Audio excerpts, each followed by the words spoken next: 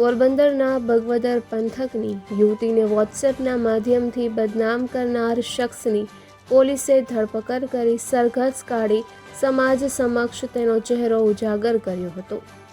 Bagvadar police મથક વિસ્તારમાં ગત તારીખ 26ના રોજ યુવતીને સોશિયલ મીડિયાના માધ્યમથી બદનામ કરવાનું કૃત્ય થયું હતું, જેમાં પોરબંદરના ખાપટ વિસ્તારમાં રહેતા હરેશ સિદ્દી કેશવાલા નામના શખ્સે સોશિયલ મીડિયા પ્લેટફોર્મ ઉપર પોતાનો ચહેરો અને ઓળખ છુપાવી ભોગ બનનાર યુવતીને જાહેરમાં બદનામ કરવા કે તેની છબીને નુકસાન પહોંચે તે રીતે વોટ્સએપ મારફતે બદનામ કરવાનું કૃત્ય કર્યું હતું.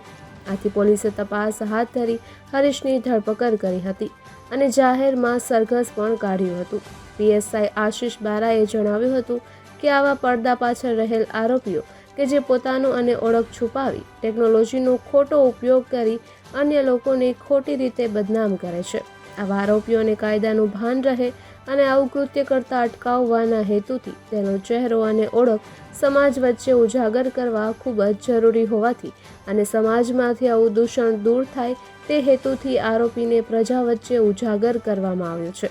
પોલીસે અપીલ પણ કરી હતી કે હાલના ડિજિટલ યુગમાં ટેકનોલોજીનો ખોટો ઉપયોગ કરી સોશિયલ મીડિયા પ્લેટફોર્મ દ્વારા ઉપયોગ કરી ફેક આઈડી બનાવી કોઈપણ દીકરી, મહિલા, વ્યક્તિના કે તેની સંમતિ વગર કોઈ ફોટો, વિડીયો વાયરલ કરી બ્લેકમેલ કરવું, અપશબ્દો બોલવા, માનસિક ત્રાસ આપવો, તેઓની પ્રતિષ્ઠાને નુકસાન પહોંચે તેવા અશ્લીલ ફોટો કે વિડીયો બનાવવો એ કાયદાકીય જોગવાઈઓનું સરેઆમ ઉલ્લંઘન છે. આ ગુન્હાહિત પ્રવૃત્તિ છે, જેથી આવી કોઈ પણ ઘટનાનો કોઈ પણ વ્યક્તિ ભોગ બન્યો હોય અથવા તો બની રહેલ હોય તો તેઓ તાત્કાલિક વિના સંકોચે કોઈ પણ જાતના ડર કે ભય વગર પોલીસ સ્ટેશનનો સંપર્ક કરવો. ફરિયાદીની ઓળખ છુપી રાખવામાં આવશે તેવું પણ જણાવ્યું છે. નિપુલ પોપટ, પોરબંદર ટાઈમ્સ.